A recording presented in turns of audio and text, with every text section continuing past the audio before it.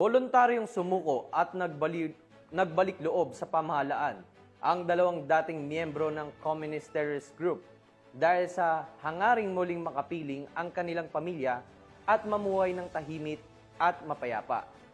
Police Master Sergeant Robert Basan Abella Jr. sa ulat. Dalawang dating kasapi ng Communist Terrorist Group na itatago sa pangalang Ka Mario at Ka Luigi ang voluntaryong nagsuko ng kanilang sarili at nanumpa ng katapatan sa pamahalaan nitong Lunes, Agosto 18, 2025, bandang alas 2 ng hapon sa Pangasinan Police Provincial Office, Lingayen, Pangasinan.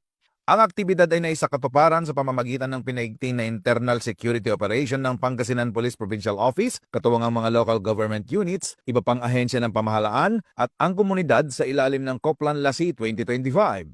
Pinangunahan ito ng Pangasinan First Provincial Mobile Force Company bilang pangunahing unit kasama ang Provincial Intelligence Unit Pangasinan, Provincial Investigation and Detective Management Unit, Regional Intelligence Unit 1 at Malasiki Municipal Police Station.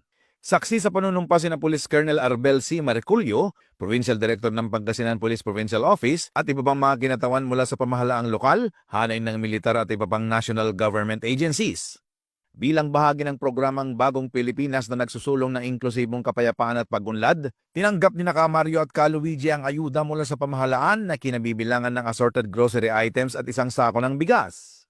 Ayon kay Police Colonel Arbel C. Merculio, ang kanilang pagbabalik loob ay patunay na mas pinipili ng ating mga kababayan ng kapayapaan at mas maliwanag na kinabukasan kaysa sa landas ng karahasan.